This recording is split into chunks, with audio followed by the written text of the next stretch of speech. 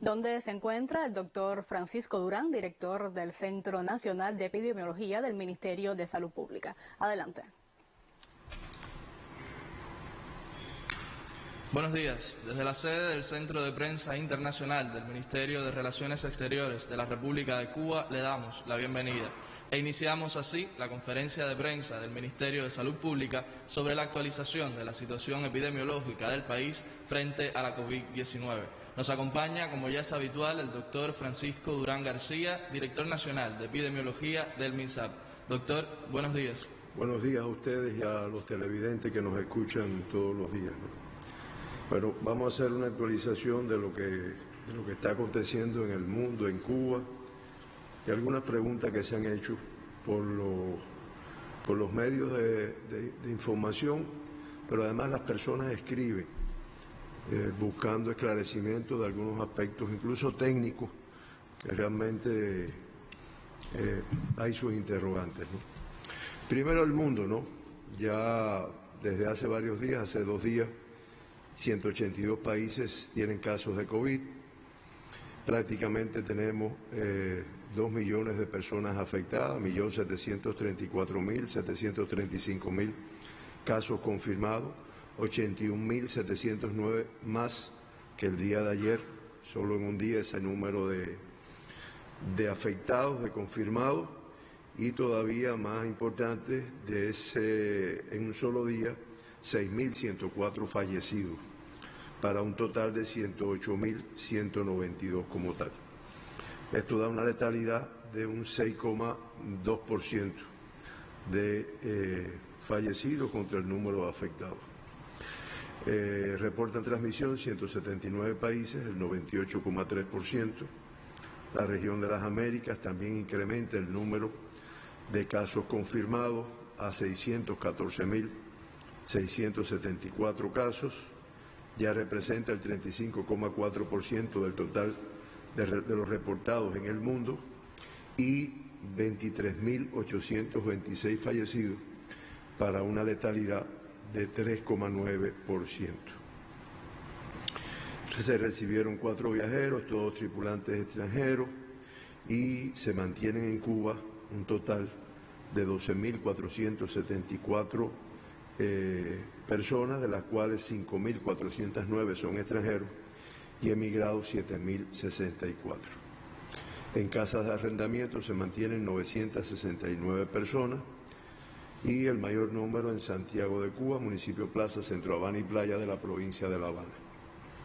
Se mantienen ingresados en hospitales 2.305 pacientes, 143 en vigilancia. Fíjense que esa cifra va bajando porque en este grupo teníamos muchas de las personas que fueron arribando del exterior y que, como se conoce, se fue a hacer una cuarentena de 14 días del aeropuerto hacia estos centros de atención.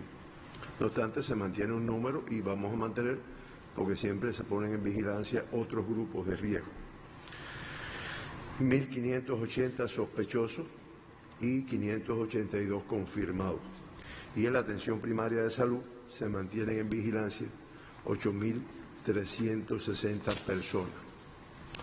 En el día de ayer ya superamos la cifra de 1.000, que teníamos más de 5 días pruebas realizadas para el diagnóstico por PCR, o sea, por biología molecular de este virus, y llegamos a la cifra de 2.076 casos estudiados en el día de ayer. Objetivo de nuestro programa: cada vez estudiar más personas en riesgo, teniendo en cuenta la cantidad de casos que están asintomáticos y que tienen presencia del virus y que por lo tanto transmiten la enfermedad. De esas 2.076 pruebas que se hicieron ayer, el mayor número, o sea, 1.066 en el laboratorio del Instituto de Medicina Tropical Pedro Curí, y en el de Biología Molecular de Santiago de Cuba 376, en Villa Clara 255, en La Habana 186 y en el Laboratorio de la Defensa Civil 193. De estas 2.076 pruebas que se hicieron ayer, 54 resultaron positivas.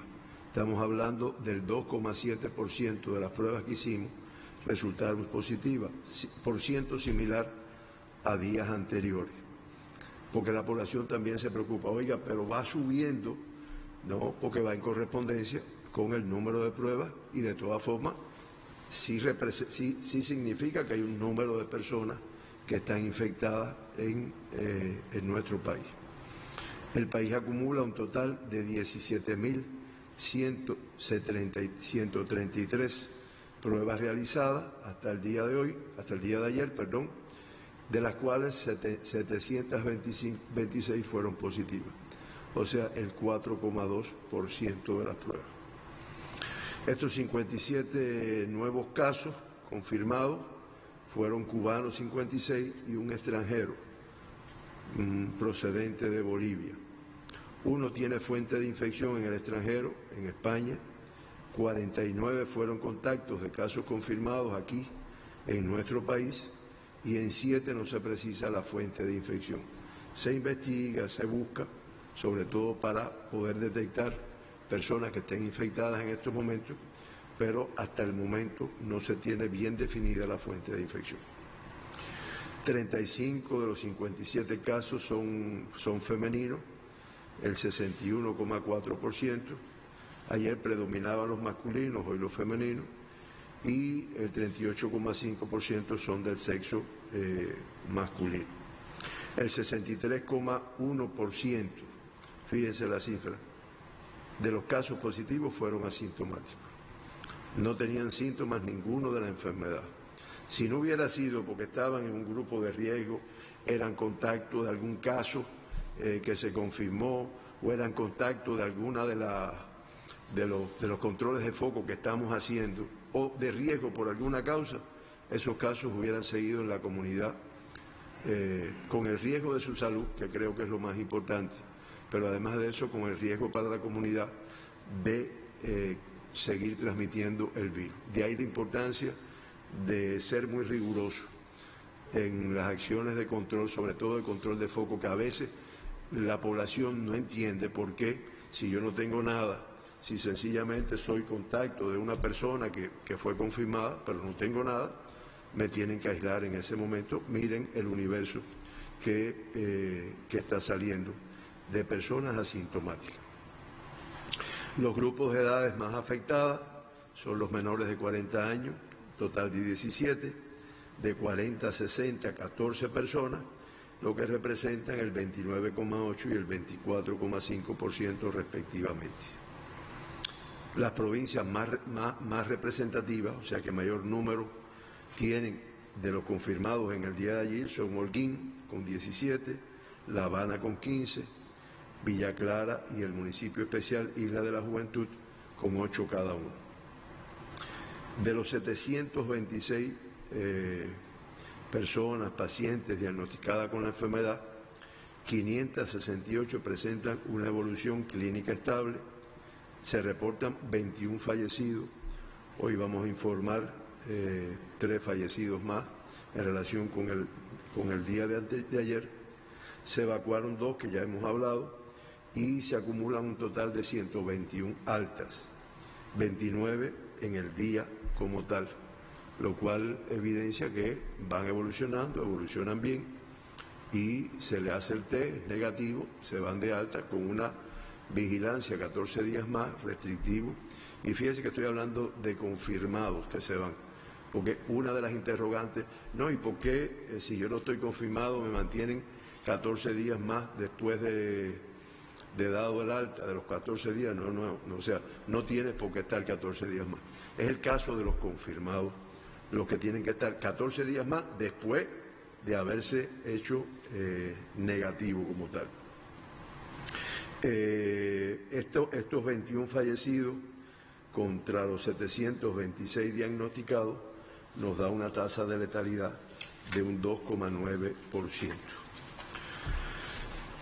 En cuanto al movimiento de los críticos y los graves, se reportan 7 críticos y 7 graves.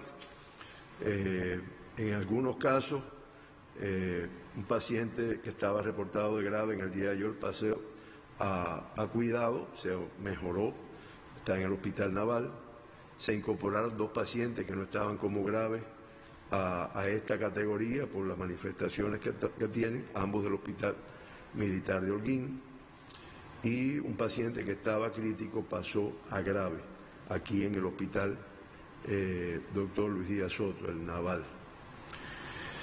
De los pacientes fallecidos, 2 estaban reportados como críticos y la otra es una señora que tuvo una evolución un tanto tórpida, con muchas complicaciones. Bueno, haciendo un resumen de los críticos y los graves, podemos decir que de los 7 críticos, uno tenía entre 40 y 49 años, otro entre 50 y 59, 3 entre 60 y 69 años de edad, uno entre 70 y 79 y uno entre 80 y 89. En resumen, hay 5 de los 7 que tenían por encima de 60 años de edad, grupos de riesgo. Uno estaba en el hospital militar o está en el hospital militar de Villa Clara, otro aquí en el Dr. Luis Díaz Soto, uno en el IPK, 3 en el Hospital Salvador Allende, de aquí de La Habana, y uno en el Hospital Militar de Santiago de Cuba. Uno es de Villa Clara, 5 son de La Habana y uno de Santiago de Cuba. 3 tienen como antecedente la hipertensión arterial, 4 la diabetes, 1 insuficiencia renal, suprarrenal, 1 un fallo renal crónico, 1 una enfermedad pulmonar obstructiva crónica y 1 una neoplasia de la vejiga. Como ven, un número importante tienen asociadas diferentes patologías que los hacen más sensibles a que la evolución sea tórpida o tenga complicaciones como tal. Desde el punto de vista de los graves, 4 tienen entre 50 y 59, 2 entre 60 y 69 y 1 entre 80 y 89. Edades complicadas. Uno está en el Hospital Militar de Villa Clara, uno en el Dr. Luis Díaz Soto, 2 en el Salvador Allende, 1 en el Hospital de la Isla de la Juventud, 1 en el Hospital Militar de Camagüey y 1 en el Hospital Fermín Valdés Domínguez, el Hospital Militar Fermín Valdés Domínguez. 1 es de Villa Clara, 3 de La Habana, 1 del Municipio Especial Isla de la Juventud, 1 de Ciego de Ávila y 1 de Holguín. Y entre las patologías asociadas, 3 tienen cardiopatía isquémica, 4 hipertensión arterial, 1 padece de diabetes y 1 tiene un fallo renal crónico como tal. Esa es la situación de los críticos y los graves. Olvidé decir que de los 57 confirmados, 15 son del municipio Centro Habana, 15 son de La Habana, del municipio Centro Habana y 10 de octubre, 3 cada uno. Plaza de la Revolución y Cerro con 2 casos confirmados en el día de ayer. De Habana del Este, Marianao, La Lisa, Arroyo Naranjo y Boyeros, 1 de cada uno de estos municipios. 1 de la provincia de Matanzas, del municipio Matanzas, 8 de la provincia Villa Clara, 4 de Manicaragua, Camajuaní, Santo Domingo, Santa Clara y Placetas, con 1 cada uno.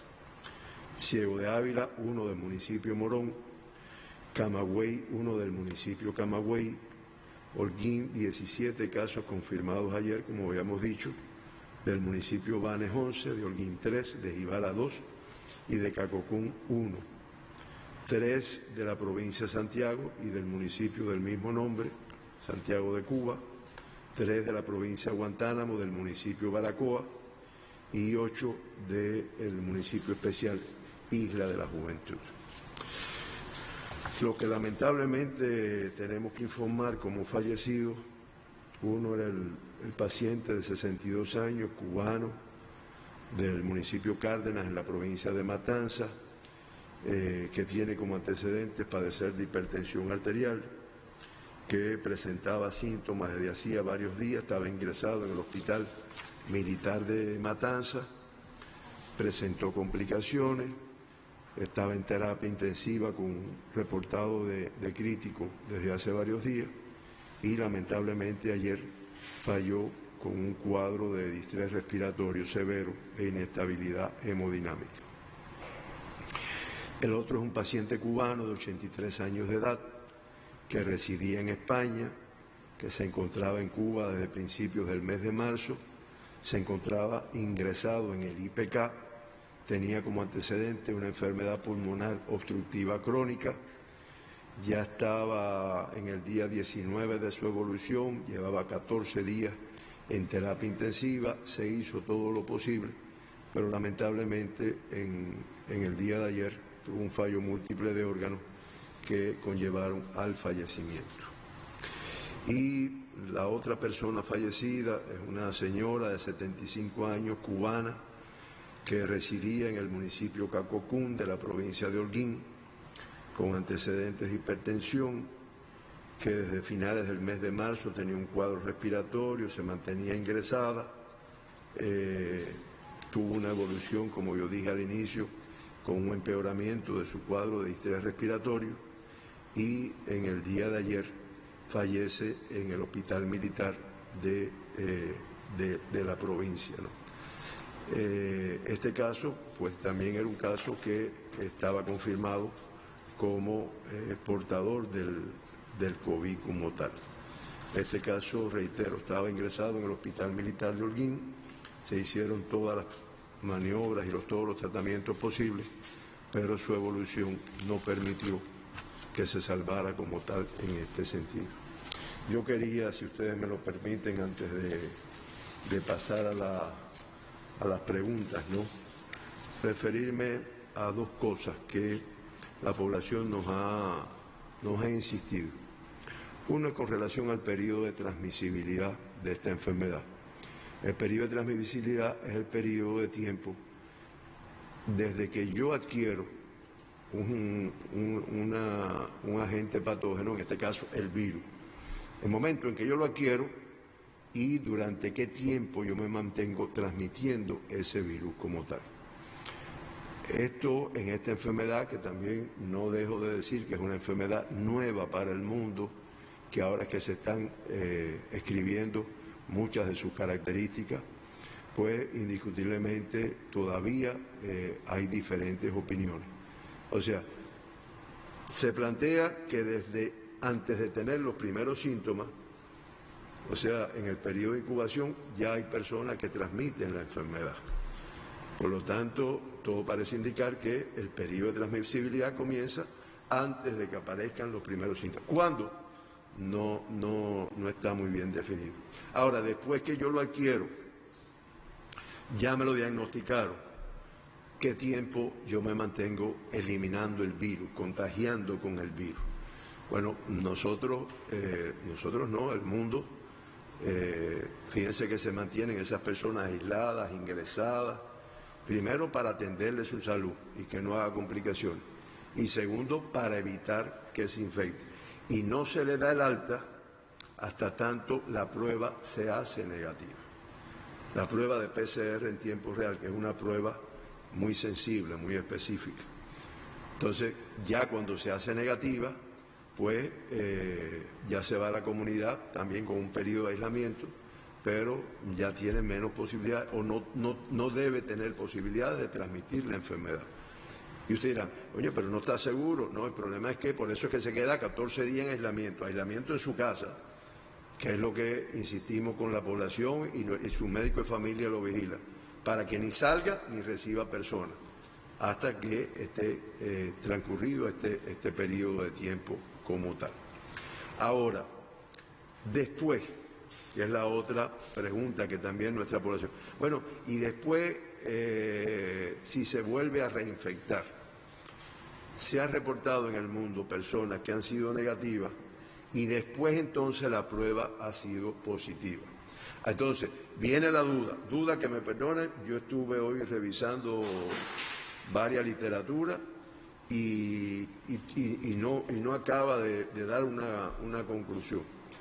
Y esa persona es que ese virus se le mantuvo guardado en algún lugar de su sistema, de un órgano, y después salió como tal, o es que esa persona se reinfectó en la comunidad. Eso no está bien definido. Hay enfermedades, y esta mañana yo vi un reportaje que se le hizo a la profesora Vivian Curie del IPK, donde se habla bastante de esta inmunidad. Hay enfermedades que dan inmunidad de por vida. El que le dio sarampión en un momento, parotiditis, rubiola, eso te deja anticuerpos para protegerte durante toda la vida. Hay otras que no. El dengue es una enfermedad que, como hay 3 serotipos, puedes tener diferentes, pero no, hay enfermedades que tú las tienes, incluyendo las respiratorias, los virus respiratorios como este. Porque ustedes dirán, bueno, ¿y por qué todos los años tienes que vacunar con la vacuna antigripal? Bueno, porque no te deja una inmunidad de por vida, ni haber padecido la enfermedad, ni incluso con la vacuna. Entonces, esos son los aspectos que tienen que ver con la transmisibilidad, con la forma de transmisión de esta enfermedad, que lo que sí nosotros recomendamos, caso confirmado, todo el protocolo que tenemos y siempre una protección durante un periodo de tiempo. La otra pregunta, a punto de partida, una información que yo di ayer en relación con las personas que tienen el virus de inmunodeficiencia humana, de que son personas que inmunológicamente, pues al tener bajas las defensas, pues realmente pueden ser susceptibles de adquirir la enfermedad y desarrollar formas graves. La profesora Maricela Lantero, que saben ustedes que es la jefa de este programa en nuestro ministerio en Cuba, esta mañana me hacía un esclarecimiento, con justa razón, ¿no? Y es verdad que para el VIH, para el SIDA, como le llaman las personas, aunque SIDA es cuando ya tiene la enfermedad, las manifestaciones clínicas, para estas personas existe un tratamiento que es el tratamiento con medicamentos antirretrovirales. Ese tratamiento, cuando hay una adherencia, o sea, cuando la persona lo cumple, cuando lo lleva bien, incluso su carga viral disminuye sustancialmente, pues indiscutiblemente es una persona que se compara con cualquier otra persona que no tenga la enfermedad y por lo tanto sus defensas son similares como tal. O sea, ella me decía, es importante que quede claro, no es que sean más susceptibles ni menos susceptibles, tienen la misma susceptibilidad que cualquier otra persona y si hace su tratamiento, si lo hace de forma correcta, pues indiscutiblemente a la hora de enfrentarse al virus, pues tendría las mismas posibilidades que una persona que no tenga el virus de inmunodeficiencia humana. Me disculpan haberme robado unos minutos, pero bueno, te escucho. Pasamos entonces, doctor, a la ronda de preguntas. La primera pregunta nos la envía el medio italiano Sí por Cuba, acreditado en La Habana. Dice lo siguiente: analizando las estadísticas que siempre brinda el doctor Durán, se nota una marcada diferencia entre la letalidad en la región de las Américas en general y Cuba. ¿Podría explicar a qué se debe esto? Sí, realmente nosotros nos hemos mantenido con una letalidad que está en el 2, algo, más o menos ahí. Hoy yo dije que en el total es de 2,9%. Aquí en el mismo reporte de hoy, la letalidad en el mundo se plantea que es de un 6,2%, o sea, un tanto superior. En la región de las Américas de un 3,9%, un tanto superior en comparación con la nuestra. En eso influyen muchos factores, entre ellos no digamos la calidad de atención, o sea, el momento en que se detecta la persona, el seguimiento que tiene con su tratamiento desde el momento que se detecta, que como estamos diciendo aquí muchas veces, son personas que incluso no tienen ni síntomas de la enfermedad, por lo tanto todavía no ha evolucionado. Los protocolos de tratamiento bien aplicados, rigurosamente, los medicamentos, que además hoy hay otra mesa redonda con el grupo de científicos de Biocuba Pharma y demás, que trabajan en estos medicamentos que incluso le dan un tanto de fortaleza para enfrentar el virus, y todos esos factores influyen. Entonces, no digo que la atención en Cuba sea mejor o peor, sí que en nuestro país seguimos un esquema muy rígido de buscarlo para encontrarlo antes que aparezcan los síntomas. Inmediatamente que te detecto, ingresas ya con un esquema de tratamiento, de seguimiento muy riguroso como tal.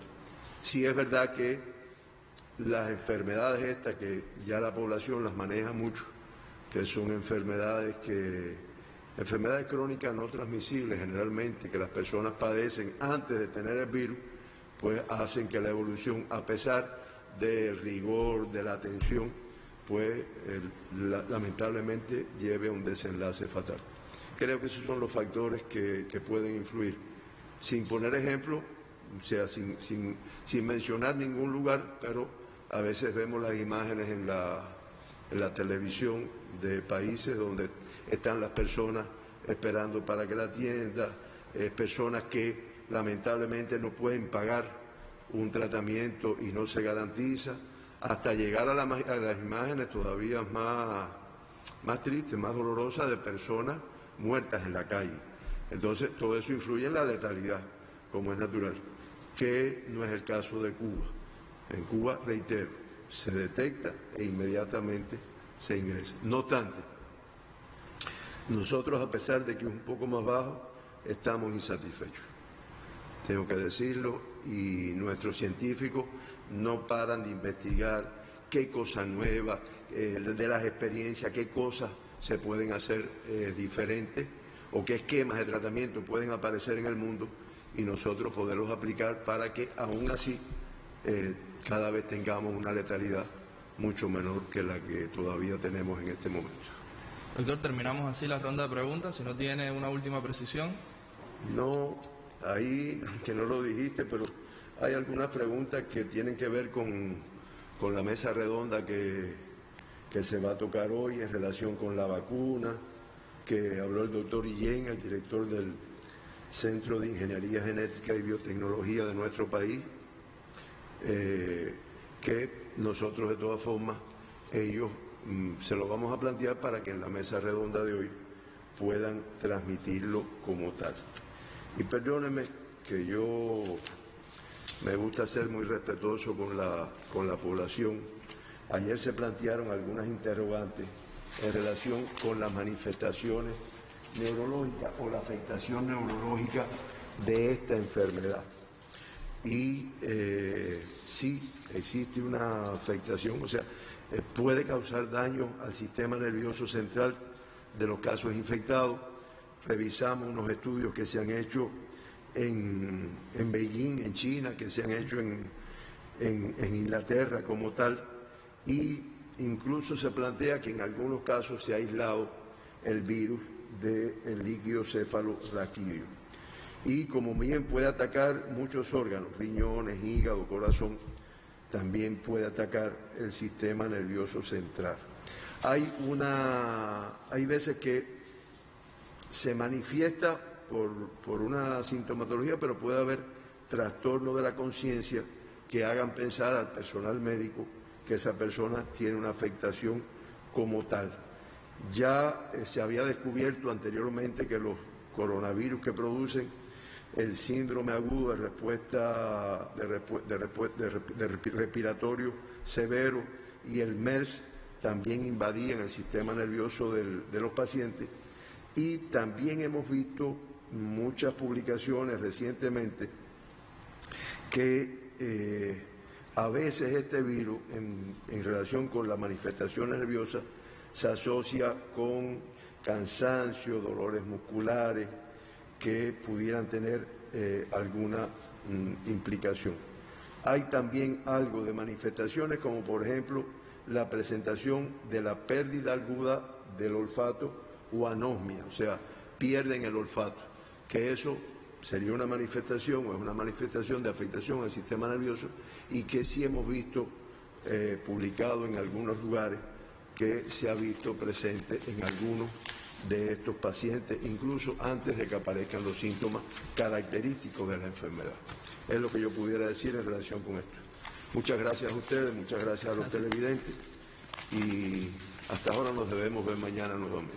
Así terminamos, doctor. Muchas gracias a usted por la información, por las respuestas. Gracias a los corresponsales por sus preguntas. Nos vemos en la próxima conferencia.